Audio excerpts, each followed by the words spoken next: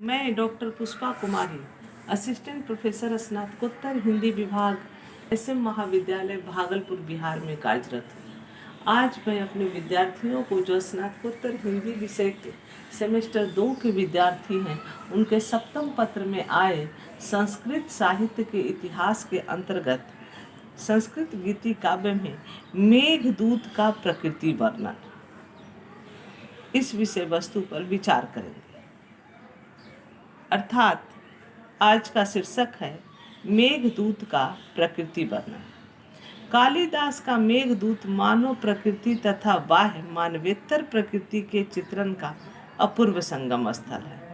संख्या की दृष्टि से बाह्य प्रकृति के वर्णन वाले चित्र ही यहाँ अधिक है। यह प्रकृति भी मानवीय भावनाओं और अनुभूतियों से पूर्ण एक नायिका के रूप में है, जिसमें अपने हाव भाव और प्रणय विलास के द्वारा सभी रसिकों को आकृष्ट करने की क्षमता है। मेघ एक चेतन दूत मात्र के रूप में ही चित्रित नहीं है, अपितु वह एक कर्मनिष्ठ, विश्वसनीय, स्नेहपूर्ण तथा अवसर के अनुसार काम करने वाला रसिक अनुज है। वह क्लांत होने पर पर्वतों पर विश्राम करता है, प्यास लगने पर नदियों का जल पीता है, वह नदियों से क्रीड़ा करता है, वह उज्जैनी के रमणियों से आंखें मिलाता है, महाकाल की आरती के समय गरजता है, वेश्याएं उस पर कटाक्षपात करती हैं, कहीं कहीं अभिसारिकाओं को रात्रि में मार्ग दिखाता है, किंतु गर्जन को रोक रखता है। इसी प्रकार शिव पार्वती के विहार स्थल में सघन बनकर सीढ़ी का काम भी वह करता है। वही मेघ उत्तर मेघ में यक्ष प्रिया को संदेश सुनाने के समय भावुक हो जाता है।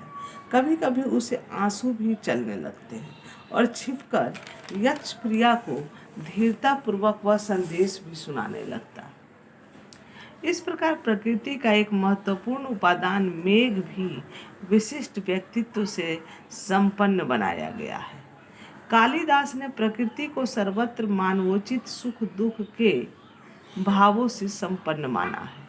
मेघ से पर्वत का मिलन बहुत दिनों पर होता है, इसलिए समागम के समय पर्वत उष्ण अश्रु जल छोड़कर अपने प्रेम की अभिव्यक्ति करता है।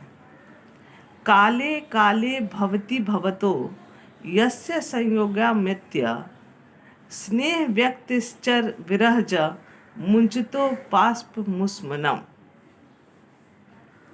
प्रकृति के सभी उपादानों के साथ कालिदास का रागात्मक संबंध है। ये उपादान है गिरि, वन, नदी, निर्झर, पुष्प, लता, वृक्ष, पशु, पक्षी आदि। ऋषियों के आश्रमों के वर्णन में इन सभी की उपस्थिति के कारण केवल स्निग्ध छाया तरु और जनक तनया श्रान पुण्योदक के रूप में वर्णित होकर बहुत से अर्थों को ध्वनित कर देता है। पूर्व मेघ का विपुलांश बाह्य प्रकृति के चित्रण में लगा है, क्योंकि रामगिरी से अलका तक प्राकृतिक सौंदर्य के अनेकानेक उपादान वर्तमान हैं। यह बात अवश्य है कि कालिदास सौम्य प्रकृति के उपासक हैं, अतः उन्हें कहीं भी प्रकृति का भयावह या रुक्ष रूप नहीं दिखाई देता। वर्षा के आरंभ में मेघों का उमड़ना, मंद पवन का संचरण, पातकों का बोलना, हंसों का पंक्तिबद्ध होकर उड़ना, चातकों की आवाज, नदियों की क्षीणता, इंद्रधनुष का दृश्य, माल क्षेत्र में जुते हुए खेतों की सौंधी सुगंध इत्यादि का वर्णन पूर्व मेघ में अत्यधिक मनोयोग से कवि ने किया है। आषाढ़ मास में आदर्श भारतीय ग्राम की स्थिति का वर्णन दशार्ण देश की यह चित्र कवि ने उपस्थापित किया है। उत्तर मेघ में भी अलका की प्राकृतिक सुषमा के वर्णन के प्रसंग में सदा सभी वस्तुओं के सुलभ होने की कल्पना कवि ने की है, जिससे छहों ऋतुओं के पदार्थों का उपयोग वहाँ की सुंदरियाँ करती हैं। अलका के वृक्ष सदा फूलों से लदे रहते हैं, उन पर मतवाले भ्रमर गूंजते हैं। वहाँ के तालाब, वापियाँ नित्य कमलों से भरी रहती हैं, जिसमें हंसों की पंक्तियाँ मेखला के समान दिखाई पड़ती हैं। वहाँ पालतू मयूरों के पंख सदा चमकते हैं और गर्दन ऊंची करके बोलते हैं। नित्य आनंदमयी चांदनी रात रहती है। निष्कर्ष, इस प्रकार मेघदूत में कालिदास ने प्रकृति का अद्भुत निरूपण किया है। लग रहा है जैसे प्रकृति मानव बनकर धरा पे उतर गई है। धन्यवाद।